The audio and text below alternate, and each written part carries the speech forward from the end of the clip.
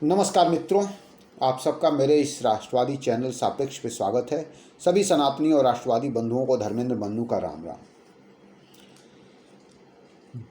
BJP की केंद्र सरकार ने चुनाव के जस्ट पहले, अभी घोषणा नहीं हुई है चुनाव की चुनाव आयोग द्वारा, लेकिन उसके पहले ही बीजेपी ने CAA को पूरी तरह से लागू कर दिया।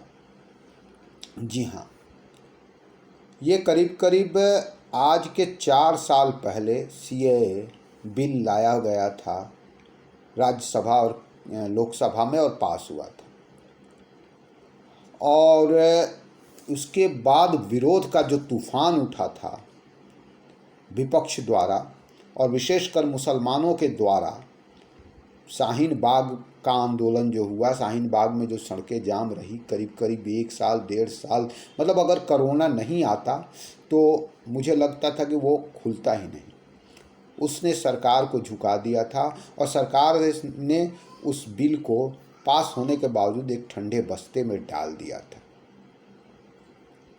लेकिन हमेशा के लिए नहीं डाला था।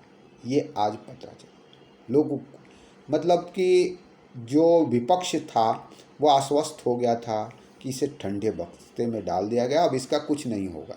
लेकिन मोदी सरकार और अमित शाह जो चाहते हैं वो करते हैं, और उन्होंने किया।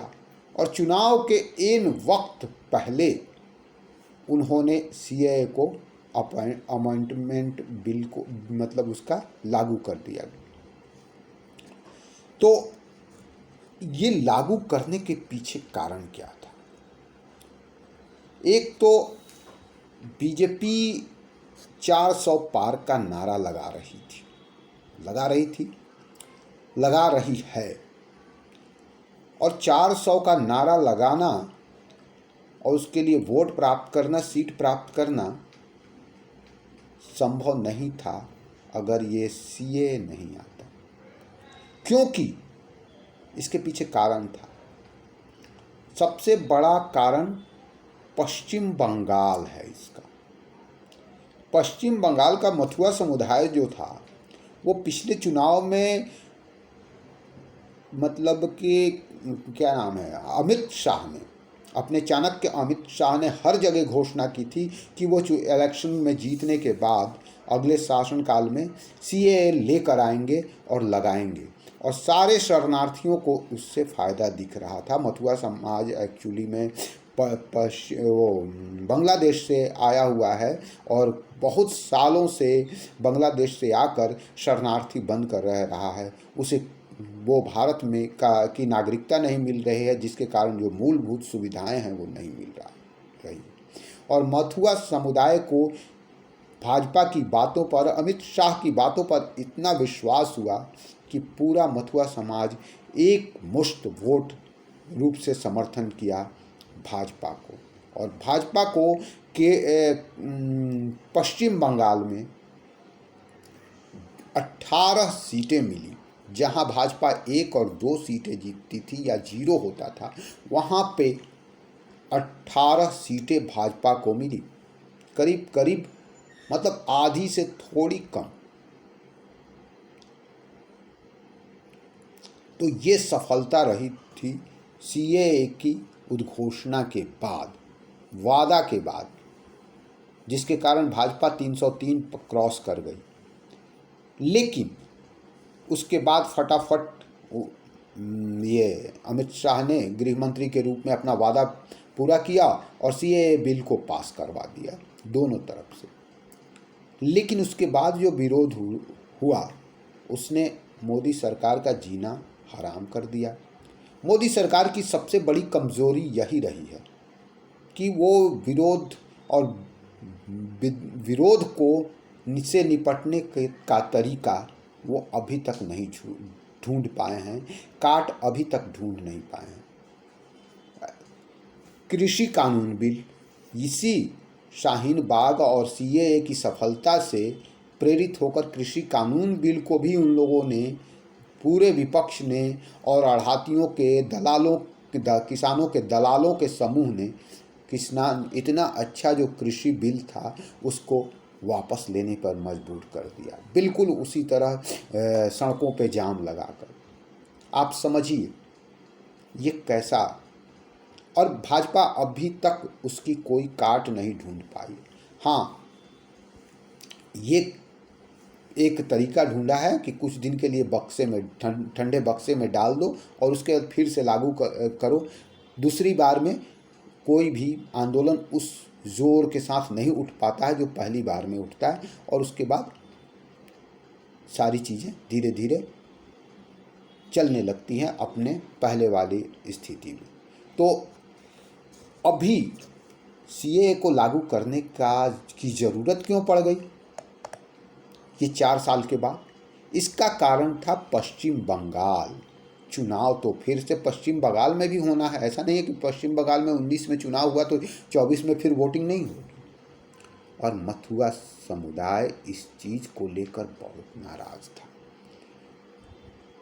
भाजपा ने अपना वादा तो पूरा किया कि वो सीए बिल लाएगा, तो उसने लाया, पास कर दिया, लेकिन उसके बाद उसका इम्प्लीमेंट नहीं हुआ।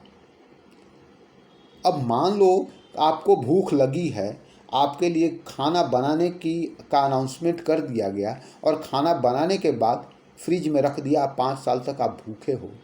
क्या फ़ायदा है ऐसे खाने का? आप सोचो। तो ऐसा ही ठगा हुआ मथुआ समाज और बाकी के शरणार्थी जो कि वर्षों से अपने नागरिकता के राह बाट देख रहे थे, सब ऐसा ही ठगा हुआ महसूस कर रहे थे। उनके सपोर्टर भी वैसा ही ठगा हुआ महसूस कर रहे थे। लेकिन भला हो ये 5 साल पे होने वाले चुनाव का, जिसने एक बार फिर से उस बिल को लागू करने पे विवश किया मोदी और शाह को। क्योंकि इस बार पश्चिम बंगाल में फिर से 18 नहीं, अब की बार 25 और 30 सीटें जीतने की तैयारी बीजेपी कर रही है, क्योंकि उसे 400 के पार जाना है। और इस बार पश्चिम बंगाल में लोहा गर्म है, हथौड़ा मारने की देर है। इस बार अगर सही ढंग से हथौड़ा पड़ गया तो पश्चिम बंगाल से मायावती की सरकार खत्म हो सकती है। संदेश खाली की जो घटना है, मतलब भ्रष्टाचार, जो शिक्षक घोटाले में शिक्षा घोटाला और बाकी के जो भ्रष्टाचार उजागर हुए हैं, उनके मंत्री जिस तरह से मंत्रियों के और उनके घरों में जो नोटों का भंडार पकड़ा गया है, उससे पश्चिम बंगाल की ममता सरकार घिरी हुई है। संदेश खाली की घटना ने इस सारे कोढ़ में खाज का काम किया है। और ऐसे में मथुआ समाज की नाराजगी इस सारी तैयारियों पर पानी फेर सकती थी। इसीलिए सीए को लाकर आखिरी चरण में बीजेपी ने बंगाल में अपनी सारी गोटियां फिट कर दी, सारी चालें फिक्स कर दी। अब मोदी सरकार के लिए कुछ भी नहीं बचा है करने को पश्चिम बंगाल में। अब सिर्फ बचा है वोटरों को बटन दबाने का ईवीएम में। भाजपा अपनी सारी चीज़ें कर चुकी हैं। मथुआ समाज पूरी तरह से खुश है। ढोल नगाड़े बजाए जा रहे हैं, स्वागत हो रहा है सीएए का, और सारा भारत खुश है। जो पाकिस्तान, अफ़गानिस्तान और बांग्लादेश में पीड़ित अल्पसंख्यकों को नागरिकता देने के इच्छुक उसके हितैषी जितने भी भारत देश के लोग हैं वो खुश हैं। खुश नहीं है तो कौन है? विपक्ष खुश नहीं है, ममता बनर्जी खुश नहीं हैं, और केजरीवाल खुश नहीं है, कांग्रेस खुश नहीं है, लेकिन अभी वक्त है चुनाव का, और चुनाव में कोई भी इस खुशी को नाखुशी को जाहिर करके बाकी लोगों का बाकी लोगों के वोट की नाराज़गी नहीं झेल सकता, क्योंकि वोट सबको चाहिए, सबके चाहिए। जो पाकिस्तान, बांग्लादेश और अफ़गानिस्तान में ज़्यादातर जो हिंदू हैं वो पिछड़े समाज से हैं, ओबीसी से हैं, और इन सब का एक ही,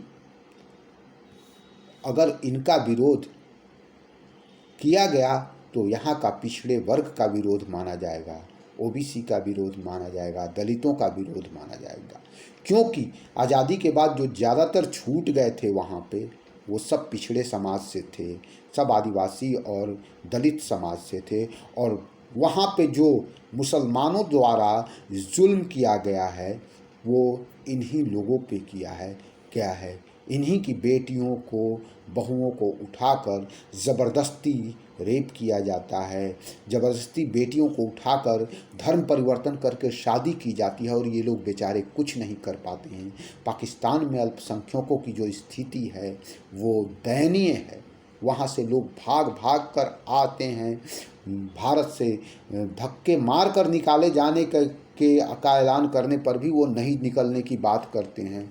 ऐसी जुल्म की इंतहा है पाकिस्तान में इस समाज पे, और तब भी विपक्ष का हृदय पिघलता नहीं है, केवल मुस्लिम वोट के कारण। मैं समझ में नहीं आता है, मतलब विपक्ष किस तरह की राजनीति कर रहा है, अपने पैरों पे कुल्हाड़ी मारने की राजनीति है। लेकिन चलो, भाजपा एक है जो ऐसी राजनीति करती है, जो लोगों के बहुसंख्यक जन के मन की बात करती है, और आज सीएए लागू हो चुका है, विरोध शुरू है, ओवैसी भी विरोध कर रहे हैं, बाकी सारे विपक्ष विरोध में लगे हुए हैं, लेकिन विरोध की जो धार है वो पिछली बार जितनी कुंद नहीं है, और कुछ दिनों के बाद अब आचार संहिता लागू हो जाएगी, इसके बाद कोई कुछ नहीं कर पाएगा। तो पूरे शरणार्थी भाइयों को बहुत बहुत बधाई और शुभकामनाएं। इसी बहाने कम से कम उन्हें भारत की नागरिकता मिलेगी। तो आज के इस वीडियो में इतना ही, अगले वीडियो में फिर से मिलते हैं। तब तक के लिए जय राम जी की। कृपया मेरे इस चैनल को सब्सक्राइब कीजिए, वीडियो को लाइक कीजिए और शेयर कीजिए। Thank you.